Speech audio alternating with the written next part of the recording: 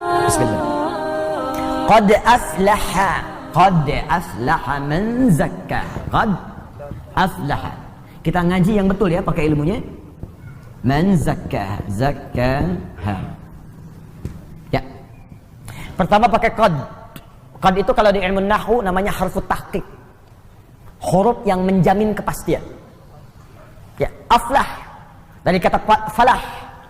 Ya, falah itu sukses dan bahagia. Kalau Anda buka kamus bahasa Inggris bahasa Arab, maka falah diterjemahkan success and happiness. Bukan sekedar bahagia, tapi ada suksesnya. Dia ada sukses saja disebut fauz namanya. Disebutkan derivasinya dalam Al-Qur'an 29 kali. Ya, ada faiz, ada fauzan, faizah, fauzi, itu sukses. Ya, fauzi, orang yang diharapkan sukses dalam hidupnya walaupun belum tentu bahagia. Ada faiz. Kalau bahagia saja, farah namanya. Farah. Orangnya farhan, perempuannya farah. Kalau ada yang namanya farhan, artinya orang yang diharapkan bahagia selama hidupnya. Bahagia walaupun belum tentu sukses. Nah, Anda pilih mana? Kaya tapi gelisah atau miskin tapi tenang? Miskin tapi tenang. Oke, di antara yang kedua selalu ada alternatif yang ketiga. Kalau bisa kaya dan tenang, sukses dan bahagia, kenapa pilih salah satu dari yang dua tadi? Dan Allah Maha tahu, maka ditawarkan pilihan langsung yang ketiga, namanya falah. Falah itu sukses dan bahagia, kaya dan tenang. Kalau Anda genggam kebahagiaan itu, digenggam sukses itu, dan gak mau dilepas, maka dalam ilmu saraf tambahkan hamzah di depan kalimatnya. Asalnya falah begini, falah gini, tambahkan hamzah gini. Kalau tambahan satu huruf muncul di depan kalimat, maka harokat huruf yang pertama dari kalimat asal ini falah, fa, pindah ke sini. Harakatnya fa. Karena pindah yang ini mati, sukun. Sukun, bulat. Karena ini sudah ada hamzah, maka di ilmu sharaf ilatnya ini hilang. Harokat tetap aflah. Falah jadi aflah. Orang yang menggenggam dengan kuat kebahagiaan dan kesuksesan. Terjemahkan dengan ilmunya, qad aflaha. Aku pastikan, kata Allah, ada orang yang akan menjamin kebahagiaan dalam hidupnya dan sukses dalam pekerjaannya. Jadi kalau beraktivitas dimanapun, ada masalah sebesar apapun, tenang aja. Kayak nggak ada pengaruh pada dirinya. Bukan nggak punya masalah, teman-teman. Punya masalah juga. Cuma masalah itu diberi rumus oleh Allah sehingga menjadi ringan. Bukan nggak berat, bukan nggak ada masalah.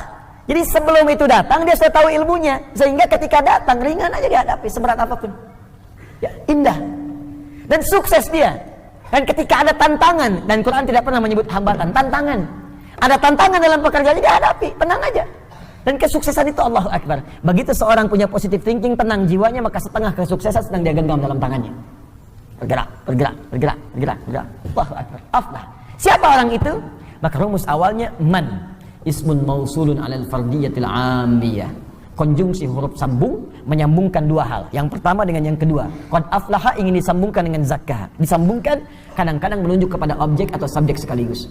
Tanpa batas bagi setiap personal. Seakan Allah ingin mengatakan bagi Anda siapapun hamba. Tanpa batas. Laki-laki kah? Perempuan kah? Tua kah? Muda kah? Kecil, besar kah? Kaya, cukup kah? Kalau Anda ingin menggenggam kesuksesan dan kebahagiaan, maka zakah itu bisa Anda raih. Modal awalnya zakah. Haknya kembali kepada nafsu. Zakah artinya menyucikan. Maka diterjemahkan dalam terjemahan, sungguh akan sukses dan bahagia orang yang mampu menyucikan nafsunya, jiwanya. Baik, kembali ke sini. Kalau nyuci itu dibuang kotorannya atau dibuang pakaiannya, bendanya? Bendanya atau kotorannya? Papa mau nyuci dulu nih, cek, picun ke Citarum. Bukan bendanya, pasti kotorannya kan?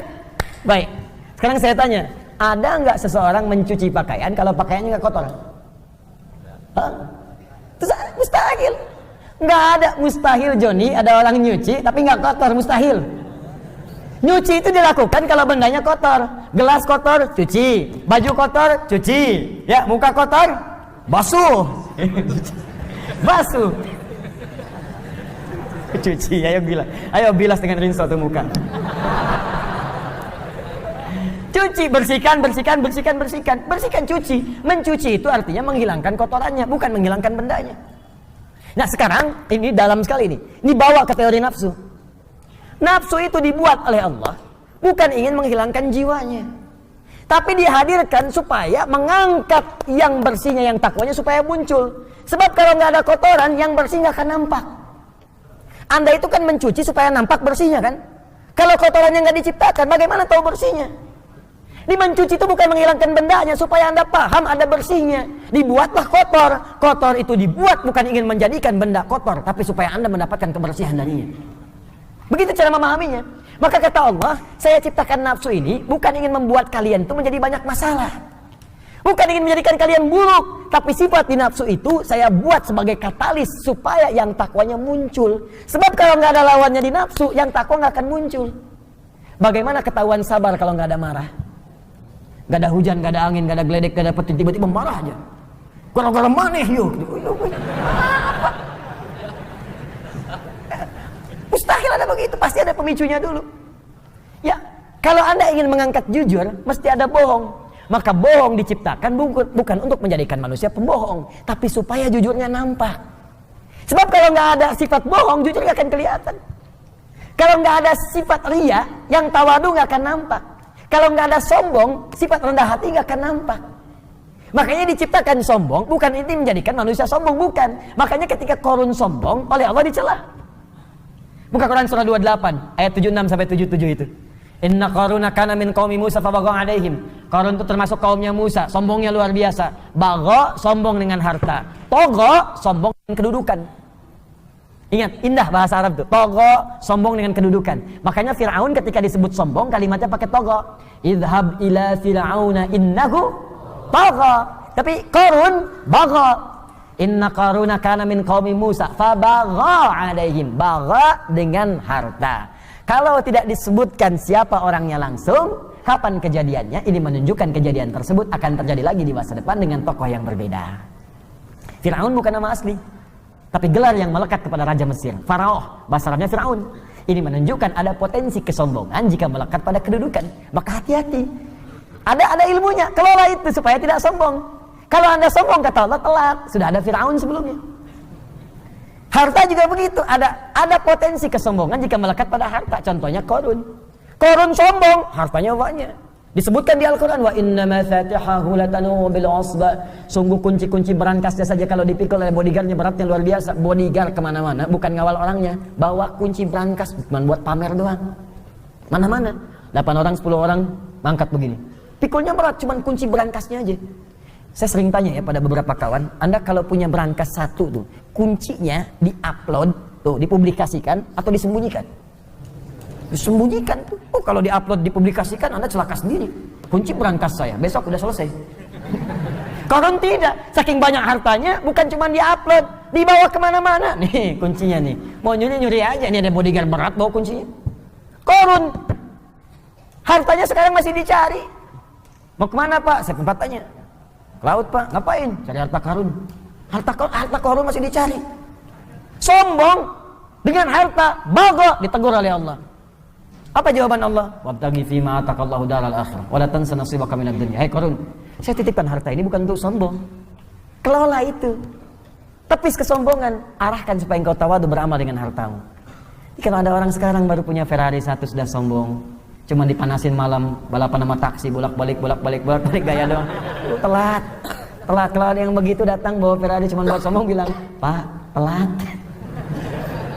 Kasihan kalau sama Qarun. Takhasabna, datang likuifasi, dilipat semuanya.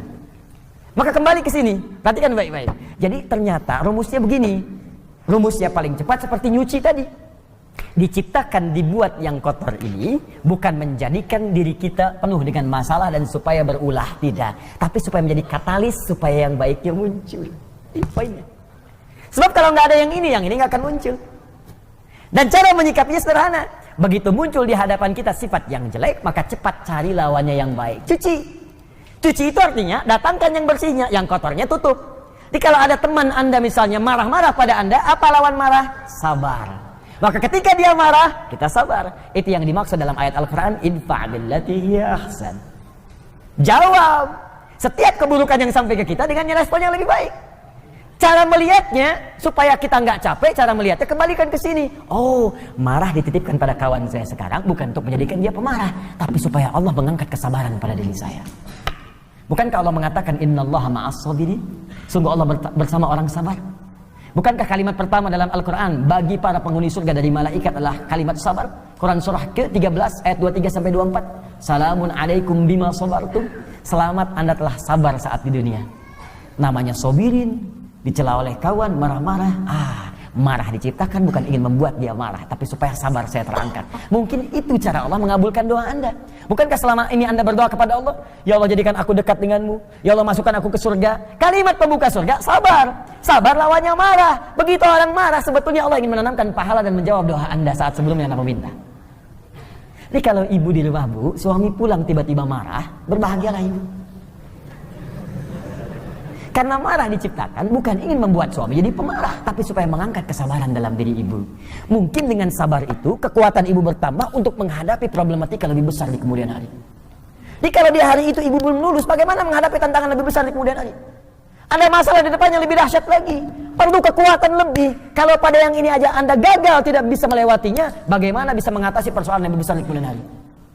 Itu prinsipnya. Ya begitu ada suami datang marah-marah, Masya Allah, Alhamdulillah, sabar. Kamu senyum lagi, kenapa? Sabar. Alhamdulillah Pak, saya yakin, Mama yakin, Papa itu bukan pemarah. Emang? Iya. Maafkan ya Pak, kalau memang marah itu dari Mama yang salah. Semoga Allah muliakan kita, mengangkat kesabaran kita semua. Indah, selesai.